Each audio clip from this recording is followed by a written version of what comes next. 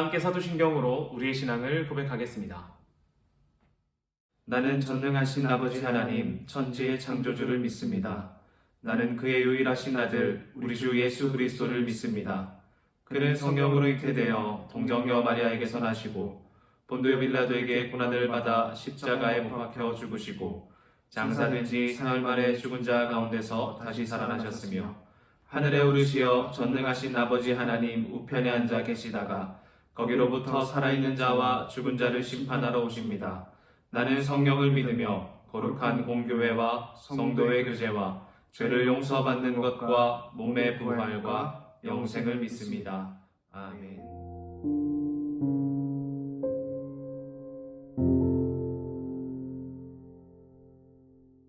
우리 다 함께 찬양하겠습니다.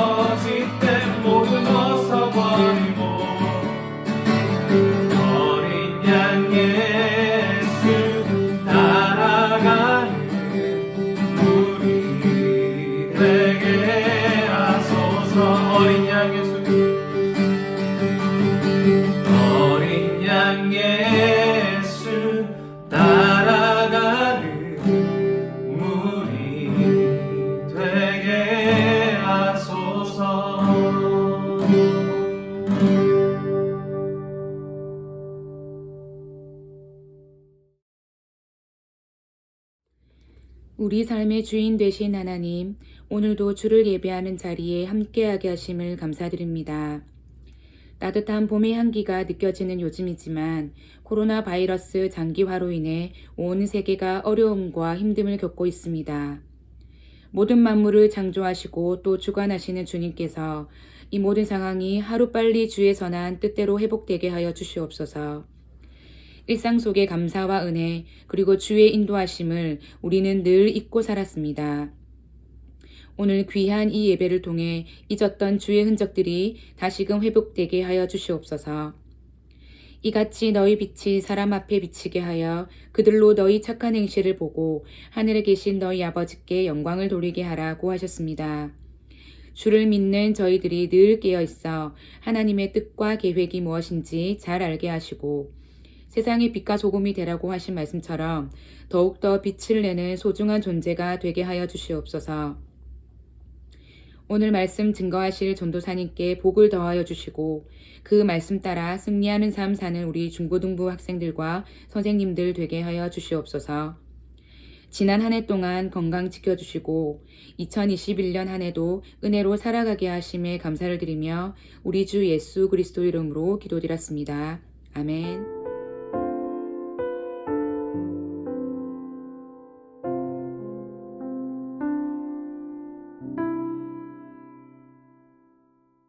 오늘 우리에게 주시는 하나님의 말씀은 고린도 후서 4장 1절에서 6절까지의 말씀입니다. 함께 보겠습니다.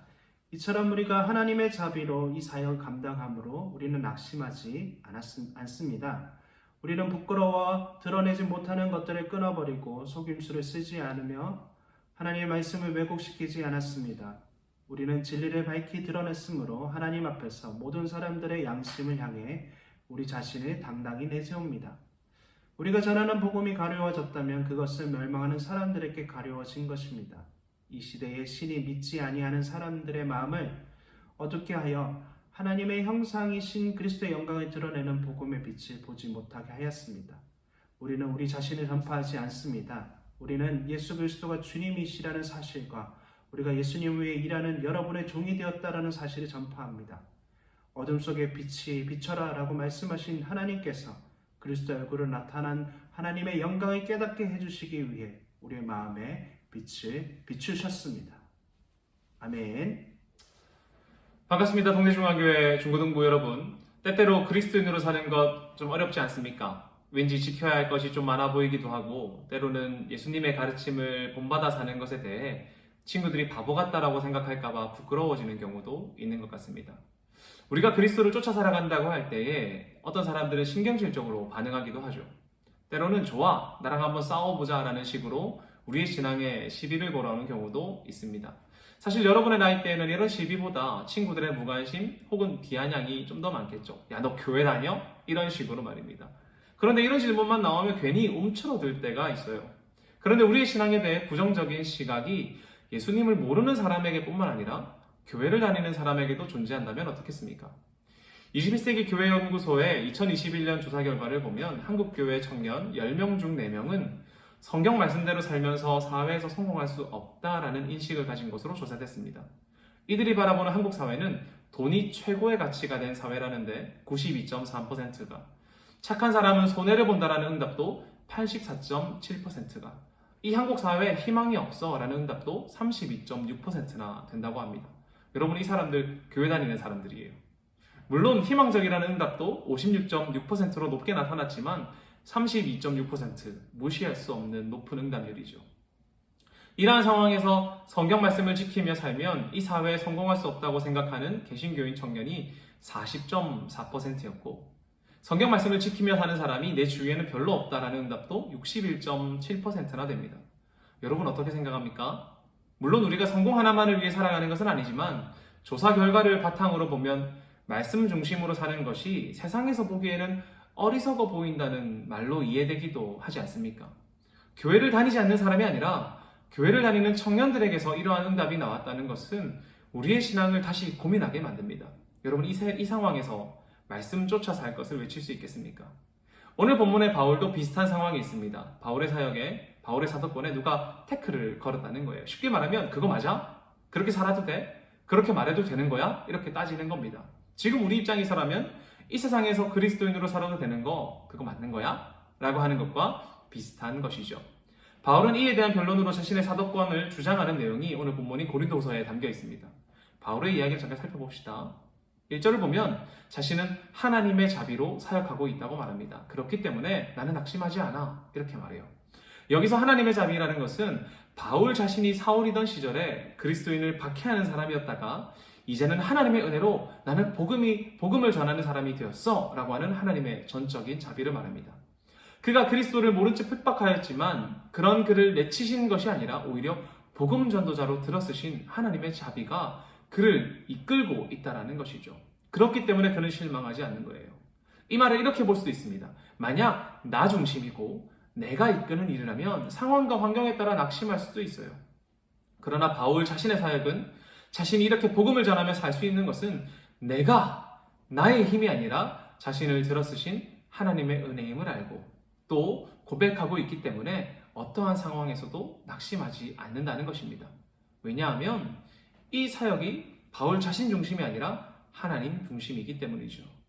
곧 하나님의 은혜에 기초한 일이기 때문에 영원한 흔들리지 않는 것에 기초를 쌓았기 때문에 그는 낙심하지 않는 것입니다. 오히려 그는 낙심하지 않고 복음의 사역을 당당히 드러냅니다. 2절 하반절을 볼까요? 우리는 진리를 밝히 드러냈으므로 하나님께서 모든 사람들의 양심을 향해 우리 자신을 당당히 내세웁니다. 아멘. 그는 스스로 진리를 밝히 드러냈음을 당당히 고백합니다. 과연 그의 이런 당당함은 어디서 나올까요? 2절 상반절을 볼까요? 우리는 부끄러워 드러내지 못한 일들을 끊어버리고 속임수를 쓰지 않으며 하나님의 말씀을 왜곡시키지 않았습니다. 아멘. 부끄러워서 드러내지 못한 것들을 끊어버린다는 것은 그냥 끊었어 이것이 아니라 진짜 버린다는 거예요. 공동번역을 보면 우리는 드러내지 못할 창피스러운 일들을 다 버린다 라고 말하고 있습니다. 드러났을 경우 부끄러운 일들 하기는 하지만 반드시 감추고서 하는 일들을 그는 버렸습니다. 또한 자신의 삶에서 속임수를 쓰지 않았고 또 하나님의 말씀을 왜곡시키지도 않았다고 해요. 이 말은 자신을 위해서 수단과 방법을 가리지 않는 사람들이 있지만 자신은 이러한 일들을 하지 않았고 또한 자신의 이익을 위해 말씀을 마음대로 갖다 붙이거나 비틀거나 하지는 않았다는 것입니다. 바울은 자신의 명예나 부나 권위를 위해 복음을 전하지 않았습니다. 바울은 자신의 삶을 위해 복음을 전하는 것이 아니라는 것이죠. 혹은 전도 선물 받으려고 복음 전한 것도 아닙니다. 그렇다면 그가 전한 것은 무엇일까요? 그가 전한 것은 예수 그리스도가 주님이라는 사실과 자신이 주님을 위해 일하는 종이 되었다는 사실을 전파했습니다. 그는 어떻게 이런 마음을 가지게 됐을까요? 그것은 하나님께서 그의 마음속에 하나님의 빛을 비추셔서 그리스도를 깨닫게 해주셨기 때문입니다. 예수님께서 바울을 만나고 그리고 그의 마음 가운데 참된 빛을 비추셔서 그리스도가 누구인지, 내가 누구인지, 내가 어떤 삶을 살아야 하는지 깨달았다는 것이죠. 바울은 참된 지혜를 깨달았고 이 지혜를 소유했습니다. 그렇기 때문에 자신의 존재와 자리를 알게 되었어요. 나의 자리는 사람들을 핍박하고 사람들 위에 서 있는 것이 아니라 그리스도를 전파하고 그리스도의 종으로 살아야 되는 그 자리라는 것을 알았습니다. 이것을 어떻게 해요? 하나님의 은혜를, 하나님의 자비 안에서 깨달았다는 것이죠. 그렇기 때문에 이는 하나님의 은혜와 사랑을 전하기 위해 고군분투했던 것입니다. 그런데 참 재미있는 것은 바울에게는 확신이 넘친다는 거예요. 안 그런가요? 오늘 바울의 이야기를 들으면 확신이 있습니다. 제가 집중하고자 하는 것은 다른 이야기가 아니라 바울의 확신입니다. 바울은 왜, 어떻게 이렇게 확신이 있을까요? 여러분의 믿음에 확신이 있습니까? 친구들의 말 한마디에 흔들리지는 않나요? 아니면 상황과 환경이 안 좋아지면 믿음이 흔들리지는 않습니까? 바울은 자신에 대해 확신이 있습니다. 오늘 본문을 통해 저는 어떻게 이 사람은 이렇게 견고한 확신을 가지게 되었을까 고민해봤어요. 첫 번째로는 아까 이야기했던 것처럼 그는 자신의 사역의 주체가 하나님이심을 알고 있었다는 것입니다. 바울은 자신의 사역의 주체가 하나님의 자비임을 알았습니다. 나는 이런 사역을, 복음을 전파할 만한 사람이 아니라는 것을 알고 오히려 하나님을 핍박하던, 하나님을 믿는 사람들을 핍박하였던 사람이었는데 내가 이렇게 복음을 전하게 된 것은 하나님의 자비라는 것을 그는 늘 기억하고 있었다는 것이죠. 곧 죄인된 내가 내 마음 가운데 늘 있다라는 것입니다. 이 죄인된 나를 건지신 하나님을 그는 기억하고 있다라는 것이죠. 그렇기 때문에 그가 복음을 전파할 때마다 그는 이 생각했을 거예요. 나는 이럴 수 있는 능력이 아닌데, 나는 부족한 사람인데, 그러나 하나님의 은혜와 능력과 자비로 내가 복음을 전하는구나. 이 마음을 가지고 있었다는 거예요. 또 하나는 그의 삶이 복음 앞에 진실되었다는 것입니다. 내가 전하는 이 복음을 진실되게 전하기 위해 그의 삶도 진실됐다는 것이죠. 바울은 예수님 만난 이후에 또 회심한 이후 복음을 전하면서 자신을 위해 복음을 이용하지 않았습니다. 그는 오로지 예수 그리스도가 주님이라는 것에만 집중했고 또 예수 그리스도를 전하면서 자신을 높일 수도 있으나 그리하지 않았습니다. 오히려 나는 하나님의 복음을 전하는 종임을 고백한다는 것이죠. 아니 우리 인간적으로 조금 자랑할 수도 있잖아요. 나 예수님 만났어. 나는 예수님 말씀 전하는 사람이야 라며 자신을 좀 높일 수도 있는데 그는 그러지 않고 철저히 자신을 낮추었다는 것입니다. 그는 부끄러울 만한 일을 버리고 속임수나 교활한 행동을 하지 않고 자신을 위해 말씀을 비틀지 않고 오직 우리를 위해 이 땅에 오신 예수 그리스도를 전하는 것에만 관심이 있었습니다. 그의 삶은 복음에 합당한 삶을 살기 위해 고군분투했다는 것이죠. 복음이 거짓되지 않기 위해, 복음이 부끄럽지 않기 위해, 복음이 왜곡되지 않기 위해 말입니다. 6절에서 그는 하나님이 자신에게 비추신 빛을 사람들에게 온전히 비추는 일에만 관심이 있었습니다. 하나님이 비추신 빛을 세상에 비추는 것, 이것이 바울의 관심입니다. 어떻게 하면 이 빛을 온전하게 전할 수 있을까? 어떻게 하면 이 빛을 말로만 전하는 것이 아니라 삶으로도 드러낼 수 있을까? 이것 말입니다. 여러분, 이러한 것을 고민하는 것이 참된 신앙 아니겠습니까? 이러한 신앙, 나를 알고 하나님께서 내게 주신 이 은혜를 알고 또 이것을 전하기 위해 정직하게 또 바르게 살아가기 위해 노력하는 것, 이러한 신앙이 어떠한 상황과 환경에서도 바울을 낙담시킬 수 없었던 확신이 되는 것 아니겠습니까? 아까 기독교 청년들의 이야기를 했었죠. 조금 더 그 이야기를 살펴보겠습니다. 이 설문조사에는 응답자의 표본을 기독교 입문층과 인지층, 친밀층과 중심층으로 나누어 조사했습니다. 곧 기독교를 이제 받아들인 사람과 성숙한 신앙을 가진 사람들까지 넓은 층에 조사를 했다는 뜻입니다. 성숙한 신앙을 가진 기독교 중심층의 사람은 돈이 최고의 가치가 된 사회라는 응답에서도 조금 더 낮은 퍼센트의 사람이 그렇다고 말했어요. 한국 사회의 미래에 희망이 없다는 많은 사람들의 부정적 시각에서도 64.5%나 되는 사람이 아니야 아직 희망이 있어 라고 대답해서 평균치보다 약 10%가량 높은 사람이 희망적인 태도를 보였습니다. 또 성경 말씀을 지키고 살면 이 사회에 성공할 수 없다라는 질문에 기독교 입문층은 47.5%가 성공할 수 없어 라고 보았지만 기독교 중심층, 곧 성숙한 신앙을 가진 사람들은 아니야 22%의 사람만이 동의했다는 것이죠. 이에 정재영 교수는 신앙이 깊은 청년들의 낙관적인 전망은 신앙의 힘이 삶에 긍정적으로 작용하고 있다는 좋은 신호라고 말합니다. 세상은 더욱 무서워지고 바르게 사는 것에 대한 부정적 의견이 높을지라도 그리스도인들은 희망을 가지고 있다는 것이죠. 말씀을 쫓아 살아가는 삶에 대한 확신이 있다는 것입니다. 오히려 이러한 긍정적인 희망이 우리의 삶을 더욱 역동적으로 그리고 미래로 한 걸음 더 움직이게 만드는 힘 아니겠습니까? 이들 역시 말씀에 대한 기대와 희망이 왜 있을까요?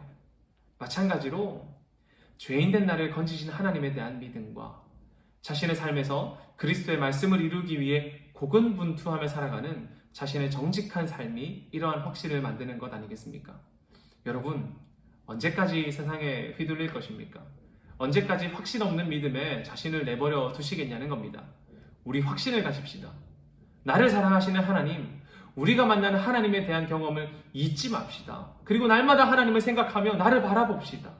그리고 내게 비추신 하나님의 빛을 이 땅에 비추며 살기 위해 노력하자라는 것입니다.